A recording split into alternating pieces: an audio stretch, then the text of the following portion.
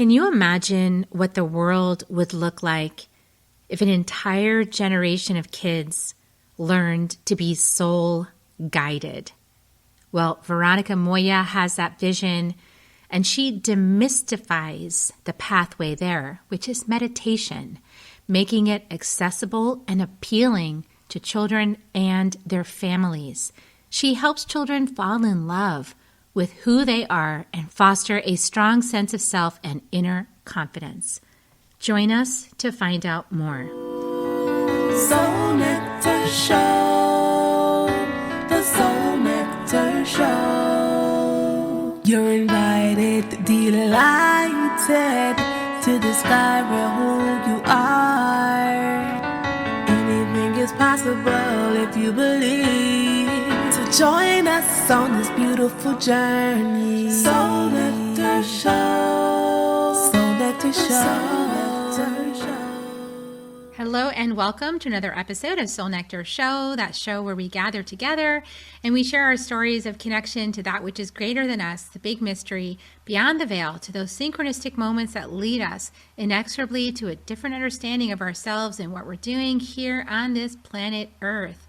I'm your host, Kerri Hummingbird, and I love having these conversations week after week to really get to the heart of what it means to be human and to share stories and to gather around the campfire together and to explore all the aspects of what it means to be human and what it means to live alive and in touch with yourself. And, I was at my heart lately is just the rise of the feminine, the rise of divine feminine wisdom, divine mother wisdom in the world. I mean, it's just everywhere. And the astrology is calling it forth from us. I really do believe.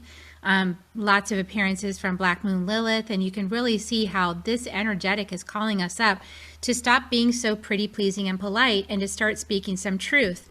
And we're at the turning of the ages, and so with Uranus just going into Gemini, we have like this opportunity to rewrite the narrative, and we don't have to be stuck on the old his story that we've been handed, but we can actually contribute all of our voices to the ongoing narrative. And we get to decide what that is. Everybody gets a voice now. And so it might be kind of destabilizing for some people who are used to their voices being the only ones that are heard. And we get to expand our capacity to be present with so many other perspectives than we maybe have experienced up until now through the age of Pisces, which consolidated all perspectives into one narrative and forced it down everyone's throats. And now we're having this opportunity to open up many, many, many narratives and to understand many, many, many different ways of viewing things. And even 8 billion ways, one for each person. So what's the most important thing?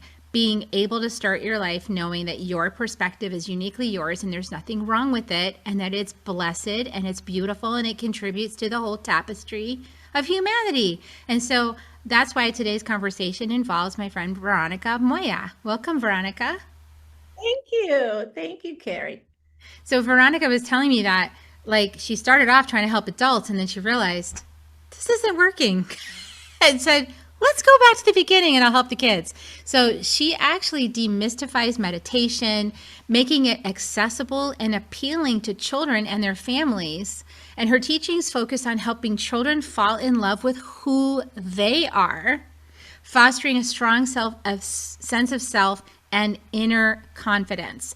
And through classes and YouTube videos and teaching young people to trust their inner voice and utilize their intuition, she's providing lots of tools to navigate their emotions and thrive in today's world, and also teaching parents how to support a child that's having emotions rather than the age-old children should be seen and not heard. No, it's don't invalidate people's emotions, let them be who they are in the moment, teach them how to process all that so that they learn by experience. And so I'm really excited to have this conversation with you, Veronica, because I really do know that this work that you're doing is so needed in the world. And so thank you so much for coming on the show and having a conversation with us about it. Thank you for having me. I'm happy to be here.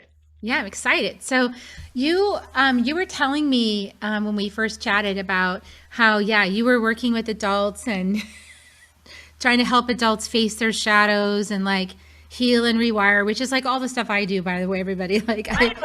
And you work do with adults. Job. Yes. No, I realized, we all have a calling. I've always worked with kids. So since I was 17 years old, I created my first kids entertainment company. And then I'm a theater person and a singer, and I work in musical theaters for kids. I taught kids English as a second language. I've always been, I was a nanny, a babysitter. So kids are, I absolutely love, I identify with the population. I get it. It's easy, it comes easy to me. So that's a fact, right? And so my work with kids was always just, kind of fun. My classes were always fun, the kids always laughing. Uh, the Anyway, and then I discovered the Educator Center, and I became a reader, for lack of better word, and a teacher. I used to teach adults how to tap into their intuition. And then, of course, I was in New York City, and I did a lot of readings for people, lots of readings. I used to work at this place called Namaste. So I was there every week, and I saw, I don't know how many, maybe hundreds of adults who'd come for a channel reading or psychic reading. And I didn't enjoy this work, and I have wonderful friends like you and a lot of other colleagues that they do this work and they love it and they make really good money doing it and they do a really good job. I am very good, tapping into what's happening and bringing forth information that is useful, but it wasn't enjoyable. And mostly it wasn't enjoyable because I would get people coming back and back and back. And I'd be like, why are you here again? What am I going to say that is new? So I was so innocent, I was so dumb that I thought, okay, here's the person, I give you guidance, I tell you what you need to, because I 100% believe we're all psychic. Everybody is able to know and see what's coming up, what's happening, what's right. We all do. It's just whether you're trained to do it or not, if you're paying attention or not. So I try to give them the tools, give them guidance. I understand we all need some guidance. I give them guidance. And then, okay, there you go, on your way. But they wouldn't go on their way. They come back next week and they have usually the same questions. And Kerri, I swear to you, I wanted to scream. And I couldn't believe. And honestly, it just hurt my soul and it hurt my heart so bad. So I'm like, forget it. I'm like, this is pointless. Like these people, they don't want to improve. They don't want to change. They don't want to be the creators of their life. Like, why are you giving me the power to tell you what's going to happen? This is not good for me. I don't like it. Anyway, so then I get invited to the Omega Institute to teach teens camp. So that was my first thing. I taught kids 13 to 18, 13 to 17. And that was my aha moment. They were so like sponges. They were so perceptive, so ready, so hungry for it. And they were saying, I'm blown away. I taught them intuitive tarot, like channel tarot readings. So, luckily I was teaching at Omega Institute and they had like 25 or 26 set, tarot card decks. And so we had a class and the class was very popular. I had 2 classes a day with 2 different groups, 24 kids in each class. And they loved it. And they loved it because they felt empowered. They discover what they knew, which they didn't know that they know, and they never practiced before. They didn't know they were able to sense things and do readings for one another. So that was the first, and then from there, a bunch of other things happened very, serendipitously, very, life just took me into this path. And today I am focusing on children starting at 5 years old and up. And like you just said, what I teach is basic, very simple. We start with just simple meditation, going within mindfulness and meditation. And what I've learned, I've noticed is that for younger kids, like 5-year-olds, it is so easy. It's all about introducing the activity, and the soul knows. And at 5 years old, they are so wise. They're still fully spirit. They haven't fully become the cynic and skeptical human beings that we tend to be when we grow older. So it's really easy to have this conversation, to have this experience.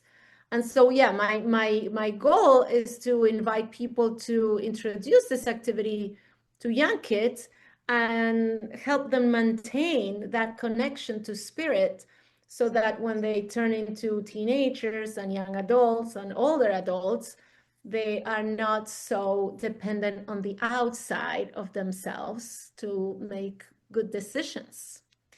Yeah, I love that. And also it gives them the realization that answers are at their fingertips, right? Like they're not alone. And I think that's one of the major things that kids go through, have always gone through, right? Through socialization, is like that feeling of being all alone.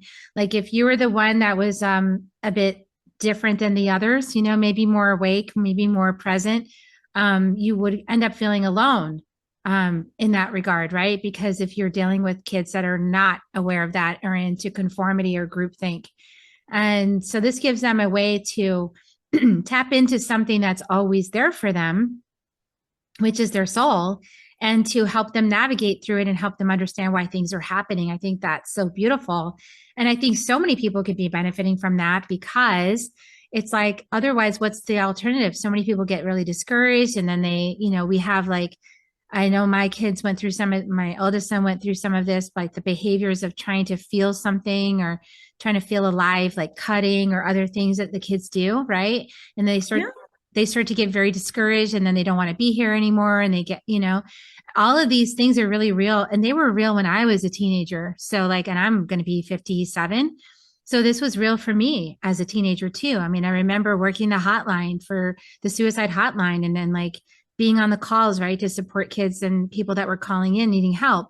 And so like because I was also one of those people going through those thoughts. So one of the ways that I got to heal myself was by being in service, to be answering the phone calls, right? And to learn, like, how is it that you stay when you want to leave?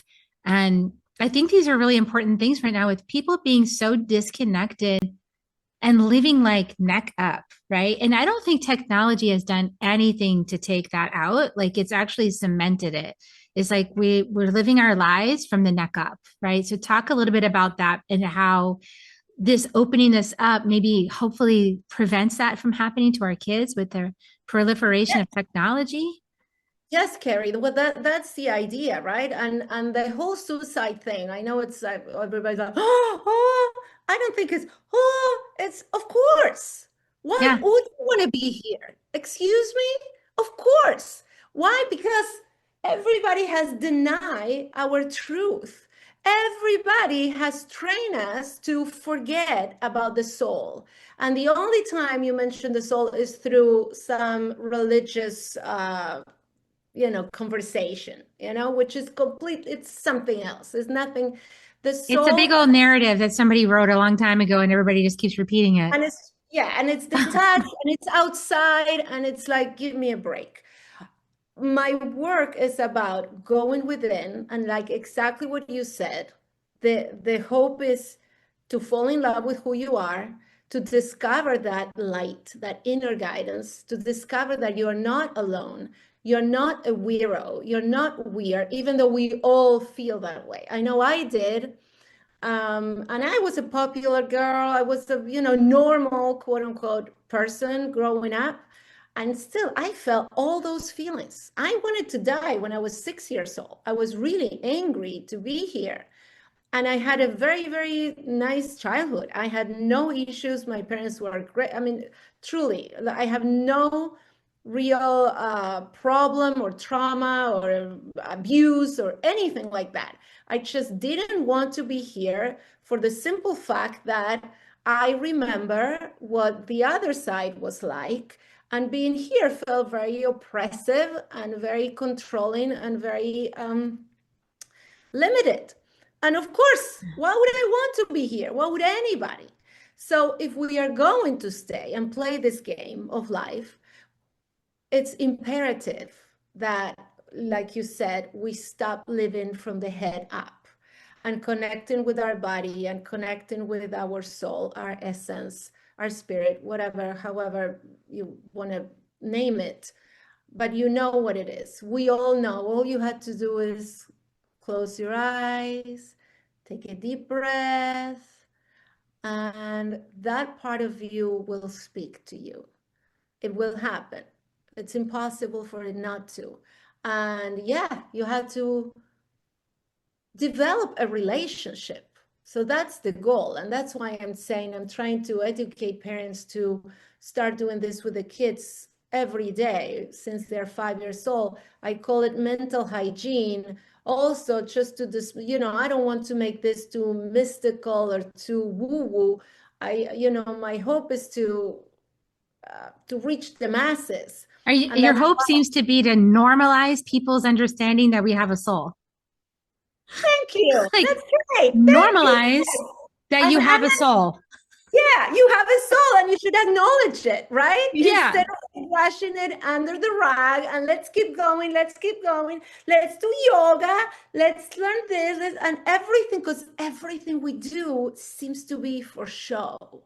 Everything is for show, because even, anyway, I don't know. We could say so many things, but I want to lead you down another path, because one of the things that has been left out of this whole lived experience in the world today is the experience of the soul and the experience necessary to live a good life as a female, which is interesting because the divine feminine is very well connected with the soul, which I believe is the creator energy, because what else creates life except a womb? So I'm not really sure how that's masculine or ever been masculine.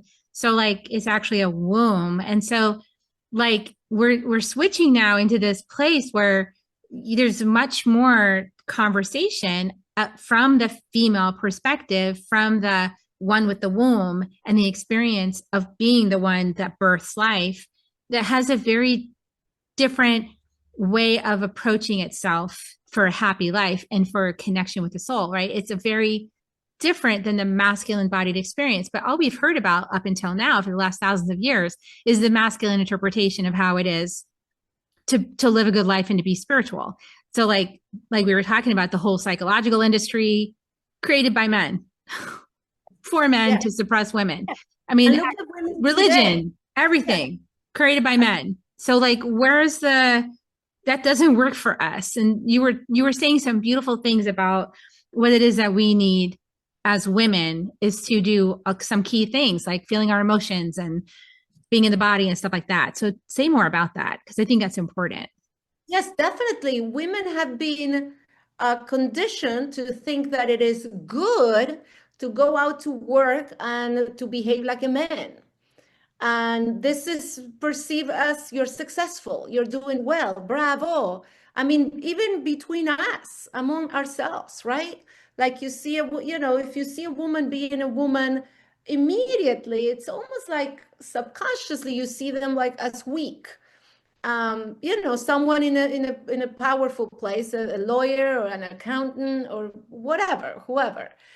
You expect us to just put our essence, again, it's our essence aside under the rug and then behave as if. And because of economy and because of many, look how smart they've been to make us feel that we have to go out and work. It's a good thing. We want to do this. We want to be out of the house and we want to join the workforce. I know this is controversial, but I mean, like you said, I feel I'm very maternal. I have that maternal instinct in me, and the way I do things are very feminine. It's just, it woos me. And so the careers that I picked are careers, in art and things like that. So when I see how the society, everything, the way it's gone, where if you want to stay home, if you want to take care of your family and your kids and educate your kids and do other things, more feminine things, it's kind of, you're looked down on, like you're not achieving, you're not, you're not great, you're not do it's frowned upon, basically, when it shouldn't be. Some people could, and that's truly an honorable thing to do, to stay home and take care of your loved ones. I mean, it's beautiful. Luckily for me, my mom was a stay-home mom. I'm so thankful for that. I remember she had to go to work when I was about 17 years old, and I suffered. I remember feeling her absence. She had to go, she had to leave the house.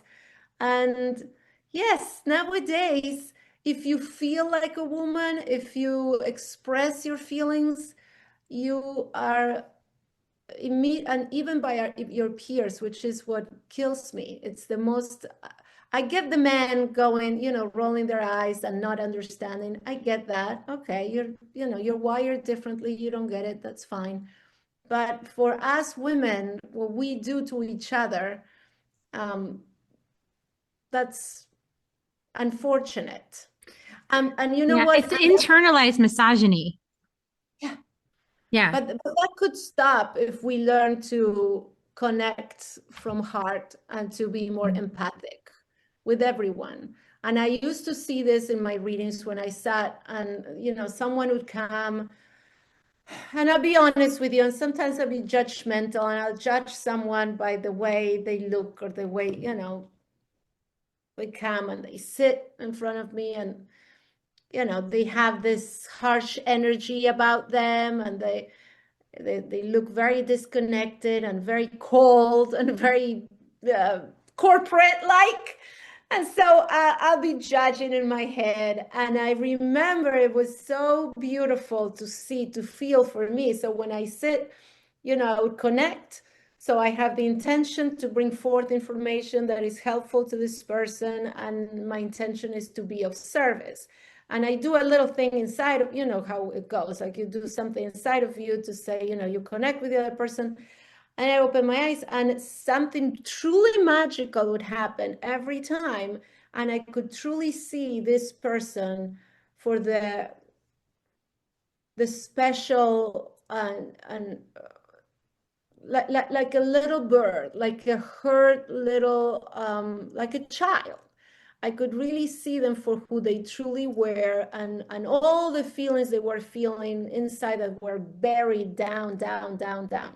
Now I could see it, I could feel it, but here's my sadness and my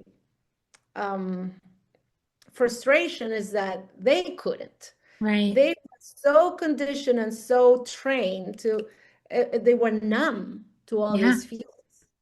And I they can kept validate that. Yeah. I mean, because I have always considered myself to be a very independently strident woman. Like I'm going to do what I want and I don't really care what anybody else thinks. I mean, of course, I secretly cared a lot, which is why, then I took it personally. But I feel like that the Western woman experience is based on this really big frustration with the patriarchal model of not being respected because you're doing whatever it is you choose as a woman, right? So like you're talking about, like if women felt respected as mothers in the home, then probably more people would do that. If they didn't feel like they would be taken advantage of and it lorded over them, that they have no say because they're not bringing in the money, they probably would be more interested in staying home. If they still had a vote at the election, even if they stayed at home, and they had representation for their needs and they were listened to and they were cared about and they were provided for in that way, they probably would really love to do a whole lot of other things than what they're doing. Right. But we had to sort of like steel ourselves and cut off like parts of ourselves in order to compete against men in a world designed by men, for men. And this is why we're all messed up now. This is why we are so out of whack, is because we did that. Yes, because it's like asking the hands to do what the feet are doing. You have 2 feet, 2 legs, and 2 arms in a body. I like to compare the society with a human body. Everybody has a place in society, right? Like we have different parts of our bodies which are designed to do different things. The feet are not going to do what the hands do, right? You grab things, you write, you use your hands for this, and your feet will take you from the table to the chair to the bed, will walk you. Very useful, both of them. Nobody's better than the other. I mean, they're necessary. And the same is true for all of us. So a man needs to do what they are designed to do, and this is how their brains are designed. This is how they were designed, to do certain things, to do certain jobs, and to provide. And the woman is truly the boss of the house. The woman, but it's true. Like the men, truly. I mean, we are the ones who made them. We make the men. We make you. You know, you're the sustainer of your husband if you have a husband, or whoever's in the house. You're truly the support. You're the pillar. It's so important. It's so sacred. Truly, the role of a woman is sacred. But then, like you just said, if the two halves could truly honor who they are, who they came here to be, and what they came here to do, and do it to the best of their ability, and honor and appreciate themselves, who they are, what they're here to do, instead of second guessing, being cranky, being upset about what they didn't do, or it all gets too murky. I get it. Like some women are truly, again, it's not my case, so it's hard for me to say. I'm not a lawyer. I'm not a corporate type of person. I don't have that personality or that mind. I'm not wired that way. But for those who are, great. If that's your passion, if that's your, that's the way you were wired to do those things, you go and do that.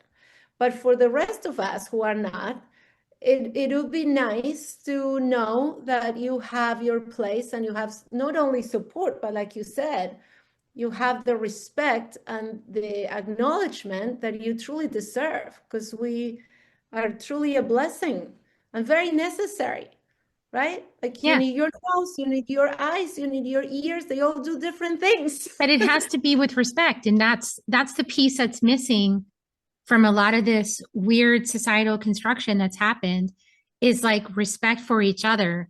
And then that, as a woman, that translates into feeling disrespected as a woman, disrespected as a mother.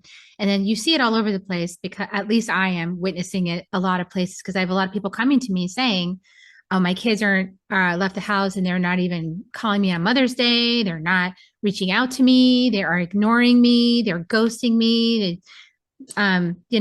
They picked a different parent.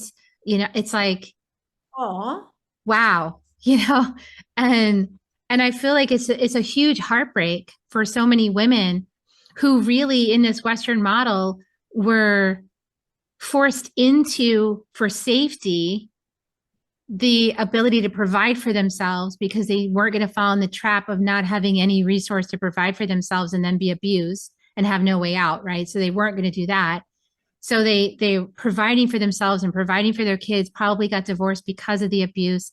And now the kids are like, I don't want to talk to you because you weren't the kind of mother I wanted. Wow. Like, I feel my heart is so, I hear these stories and my heart just, I can relate to part of it, right? And I'm also just, my heart breaks for that situation. And so I feel like it's an opportunity. I see everything as an opportunity to reclaim our power. And I feel like it's a time on the planet where we get to realign to the divine, like realign to what actually makes sense for every single person and every single person in their own, in their body, their biology, their physiology, their human design, whatever however you want to figure out your design. But like, and what you're doing is you're teaching people to never lose track of themselves. So like, no matter what's going on in the environment, that they can come in, right? And they have a way of accessing that soul conversation and that connection with something greater that will guide them to something that works for them, rather than getting swept up in, a system that isn't going to regard them. Right, but this is why we need to start early, because then it's too late.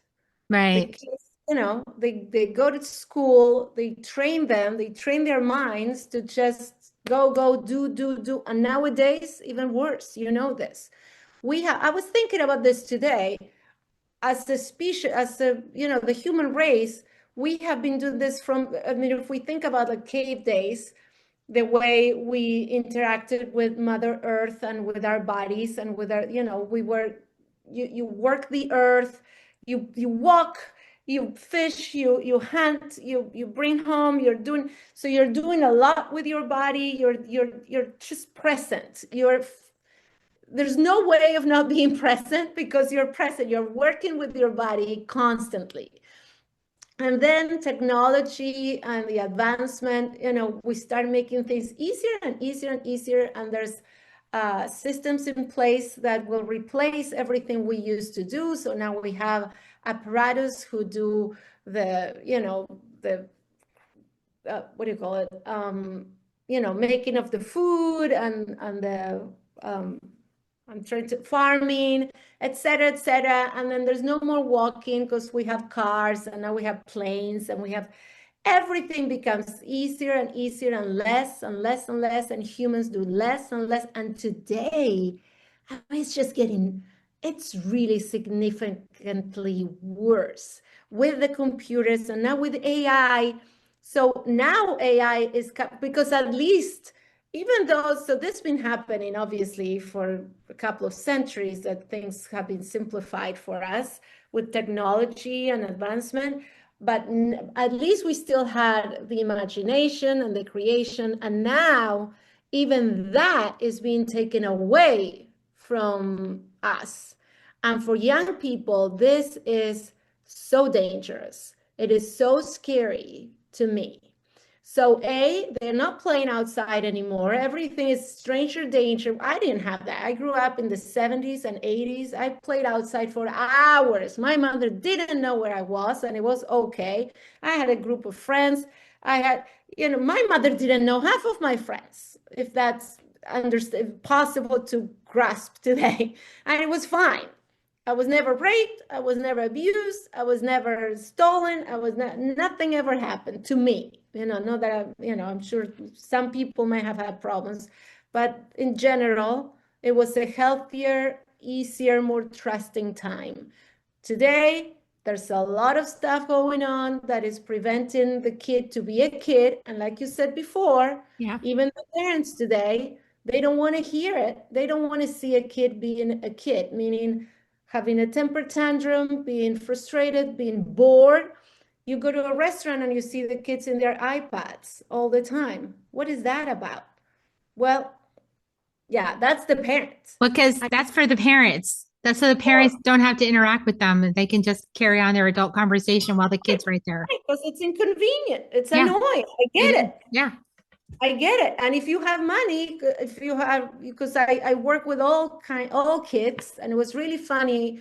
I was working at this public school in New York City. It was a bilingual school. They had English and Spanish, or English and French.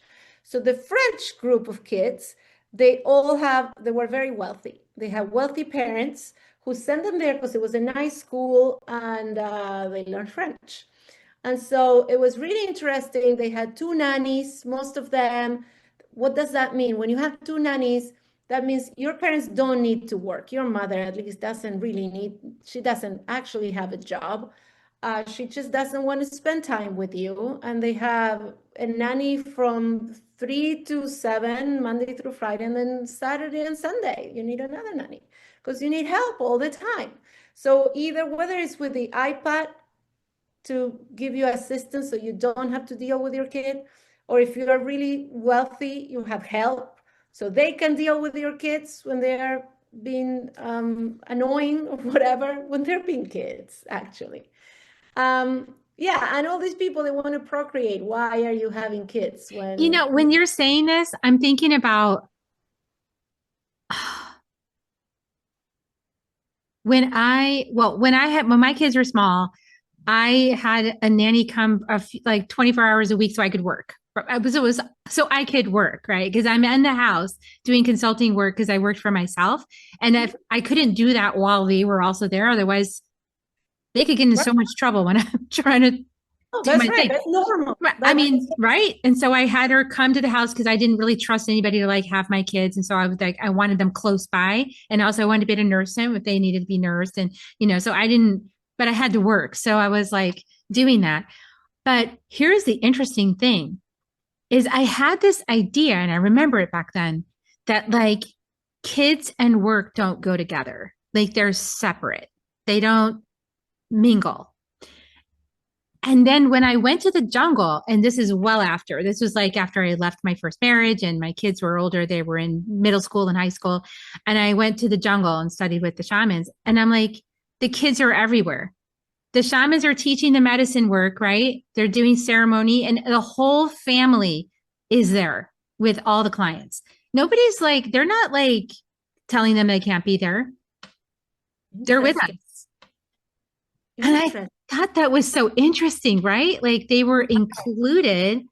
It was a community experience. Yeah. Yeah.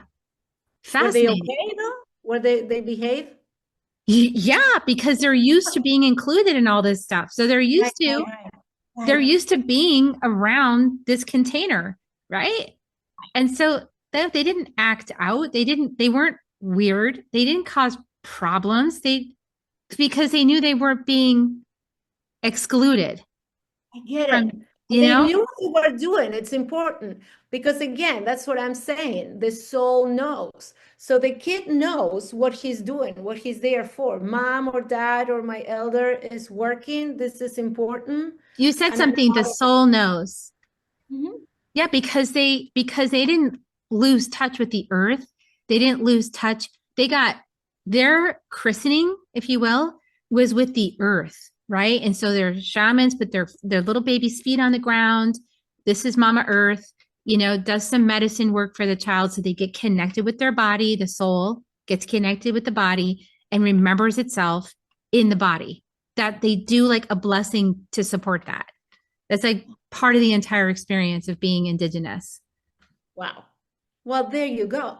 I mean, you experienced this firsthand. I watched it happen because we had some people in our group that had babies, and they brought them carried them all the way up the mountain in their little. Yes. I mean, I couldn't have done that after having delivered a month before, but they did that, brought it all the way up to the mountain for the initiation, and the shaman blessed the little baby. Wow. But that's what they do for their people all the time. Well, but I wasn't referring to that, I was referring literally, I met these women. They would come at 6 p.m. to pick up their kid, and they were like fully, makeup and like completely, you can tell. This lady they're like, this gets in the way of my life, right? Like what you're saying. Whereas I'm saying the opposite experience was all these people I've witnessed indigenous experiences where the children are never separate from their lives. It's an inconvenience. The kids today, they are, it seems, seemingly, not everyone, of course, and obviously, but I've seen it firsthand, and I've seen kids telling me I want to die, a 5-year-old. That's the one with the 2 nannies. And yeah, I don't blame you, buddy. I get it. I'm not horrified by it. I would too. It sucks. even though he was a popular boy, again, everybody loved him in the classroom. He was great. But yeah, if you go home and your mother doesn't want to have anything to do with you, you're an inconvenience, you feel it, even if they don't say it. Your parents are not going to tell you, you're annoying me. You know, they all say the right things, but Beth, yes, you can feel it. So yes, I think we're going in a pretty dangerous direction. And for all those reasons, I think the only answer is going within and connecting with our essence, the truth, like you said. Yeah. Earth, the soul, the real you, the eternal, the eternity of the soul, the one you that's forever, that's been with you forever. So get it, connect with it, acknowledge it, love it, have a relationship with it, discover it every day, be thankful for it. And from that place, then you go out into the world, then you interact with other people, then you choose a career, or you choose a family or a path, whatever it may be. But from that place, from that inner guidance, inner compass, your path may not be what you thought it would be or what others want it to be. Like in my case, I didn't have kids. It didn't happen for me, and I didn't do a lot of things that I thought I was going to be or do as an adult. What I did do is just just put one foot in front of the other and follow where life took me.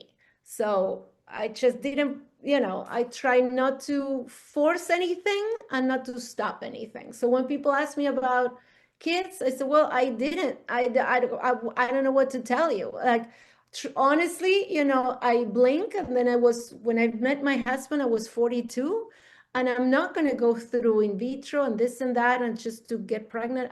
It's over. Too bad. It was, didn't happen for me. I had another husband before. It wasn't good. It wasn't a good situation. And I didn't get pregnant, and it didn't happen. It wasn't meant to be. I'm not going to force it. I didn't force anything. The same thing with jobs. Maybe I wanted to do this thing or that thing, didn't happen, and that's okay. And you keep going. I don't know. Let's see. Let's find out what's in store for me. It's not what I think I want, what I learned, what my head is telling me, but it's what my soul is telling me, where it's guiding me. So our work, our job as humans is to try to have the strongest and the closest of relationships with that, with our essence, our truest self. And then from there, then we execute, and then we go through life. And I believe that life becomes a lot easier if you could do that. Yeah, and it's about a word that you used before we hopped on this call, which was discernment. Is that we're moving into that inner connection, that inner knowing with our personal soul, our experience in this incarnation, in this body, in this design, in this lifetime, whatever's meant to be, and for this path, and then to be able to discern the truth of things.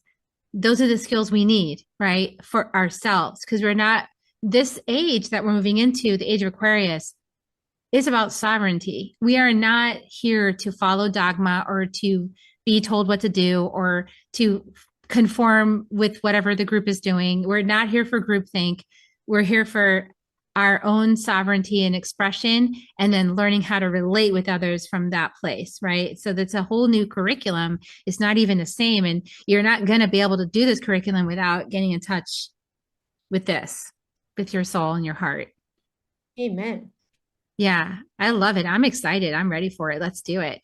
Yeah. And I want to take a moment and just send grace to like any mother who's been listening to this. And then, because I know what happens inside a mother's heart and mind is that you hear all this wisdom that, or things that you didn't know before, you didn't know then when you were raising your kids, or you didn't realize, and then you were just doing your best. And so that's what I want to say. My dad used to always say this: you do the best you can with the tools you have at the time, period.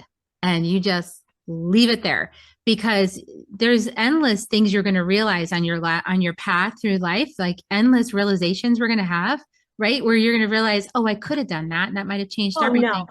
Oh, Kerri, no, Not every mom is useful. perfect. Oh, that's one thing. Thank you for bringing that up.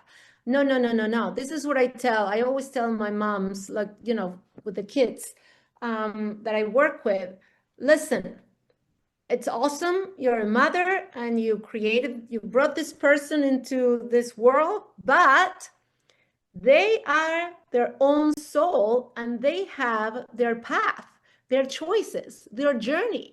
It has nothing to do with you.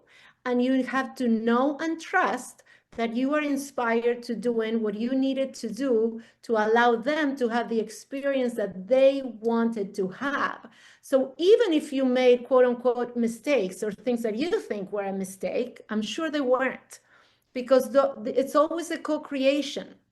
And even if your kid is a 3-year-old and like, oh, what is he going to co-create? Yeah, trust me, we are co-creating. They are creating.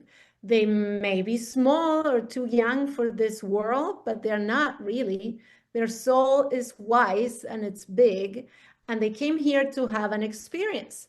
And it's none of your business what that experience may be. And sometimes it's not a very pleasant one, and it's hurtful for us adults and to see them. You never want your child to suffer, or even adult children. Parents, my Mhm. parents always tell me, you never, I mean, it's a never ending job, right? Anybody, any family member that you love, you want them to do well. And when sometimes we make questionable choices, but no, don't ever feel as a parent you're doing great. You're truly, like, you need to, and that's the hardest thing, to let go and know and trust that you were put on this earth to guide them and to help them have the experiences that they decided they wanted to have before they came to earth. I do believe that. Yeah, and sometimes you're born to a parent that has a younger soul age than you have, and your job as the older soul has been to teach them. And it maybe made you feel like things were reversed in the wrong way, and you shouldn't be teaching them, they should be teaching you. But again, if you're in touch with your soul, you'll have more insight into that, right? Like you'll realize, oh, that's right. Like they had no clue. Amazing that though. Isn't that awesome? Yeah. Right? Oh my It's like God. we agree to that. We agree through soul contracts to do that. And I don't by no means dismissing some of the horrible stories I've heard from people who had just really abusive parents. I actually, my heart goes out, and I know how hard that can be. Had some difficult experiences myself early in life. And so I understand that too. But I think the healthiest part of this conversation is the recognition of the soul and led life, right? Because when we lead the life from the place of soul, like you're talking about, Veronica, it's like then we have a different perspective than if we live it only from our current human experience and brain, right? Right. Because Yeah. the human experience can be hell. It really, I mean, at least I think so. It's too much. It's too Sometimes it's too much. I feel like my hopes, and this is just my nudges with my soul. I feel like this is just me speaking, so and my soul speaking, and maybe you have to see if you all agree with it or not. But I feel like part of what we agreed collectively for the age of Aquarius is that we're not going to have quite as rock bottom horrid experiences going forward for this next age as we have had in the age of Pisces. Like the age of Pisces has been bottom floor of hell. Okay. It has been really hard. And I feel like many of us collectively must have agreed, because I really feel like the age of Aquarius is not like that. New Earth is not like that. That we agreed, you know what, we're going to just dial it back a little, and we're not going to have it be quite like that anymore. Like we're going to go up an octave and see what's the human experience like at the next octave, you know? there can be so many blessings at that next octave when we start moving into like the gift frequencies and the gene keys, for example, or the acidic frequencies. Like, what's it like to live in ecstasy? I don't know. I sure would like to find out. I don't know about anybody else, but I like to know what ecstasy feels like, like on a regular basis as a lived experience. And I think if we just shift it a little up, we're going to find out what that feels like. And I feel personally that that's what we all agreed the Age of Enlightenment was really going to be about. So, yeah, the Great Awakening to a different reality, right? Right. And so there's a bunch of us here rooting for that and working towards that. That's great. I think we're all on the same page. Here it comes. We're doing it. Are you guys ready to feel ecstasy? Yeah. I am. Yes. Yes. So beautiful. So I know that people can find out more of you have a YouTube channel and you've got a website and a nonprofit that people can support, and you're on Facebook and TikTok and Instagram. I'm going to put all the links below. What do you want people to know about supporting your work or helping their own kids or sharing out, what you have to learn from people that they know are parents? I mean, what do you want to share? The most important thing I want to share is to please reach out to me and share with me and give me feedback and questions and feedback again. I do have a YouTube channel that is for kids specifically, but I mean, I think it's good for anybody. I do very short guided meditations, affirmations, and gratitude exercises. And the idea is that they will be incorporated in classrooms. So that's my hope. So if you like to check out my website or my YouTube channel, and if you know teachers or schools, it is very secular and it's very simple. Please try one of my mindful mornings. Exercises 5 minutes. We do a stretch and a positive affirmation for the day and a 3-minute meditation. And that's a great way to start the day. But so if you can take the time to even watch one video and then send me an email, or I'm very easy to find and I'm truly open and humble. I genuinely want to be of service and have this be useful, what I'm doing to, be useful. So if you have suggestions, comments, please reach out to me. I would love to hear from you. I really do. Beautiful. And please do. And please like, share, and subscribe to the channel in this episode. Share it out to anybody that you know is a teacher of young kids or older kids. It doesn't matter. If anybody's a teacher, share it out. Share it out to the PTA person on your block. See if we can get some mindfulness going on. And, the kids will teach the parents, which is the coolest part. If you get the kids in touch with themselves or remain in touch with themselves, they'll teach the parents, and then that'll make things easier. So let's do it, guys. All right. I just love to end my broadcast with kisses. So if you want to join me, I give Reiki kisses. So here they come, you guys. Thank you so much for staying with us to the very, very end, like you always do. Appreciate you. And here come the kisses. And I love you. And I'll see you next week on Soul Nectar's show. Have a great week, everyone. Bye for now. If you found even one gold nugget in this episode of Soul Nectar Show, will you do us a favor? Will you subscribe, like, and share this episode? Maybe even write a comment and let us know what you thought about it. We really, really want to engage with you at a much deeper level. Let's be part of community together. Have a great week, everyone. Bye for now. Soul Nectar Show. Awaken, awake, show. Take a sip from the drip of nectar, from the source of who you are.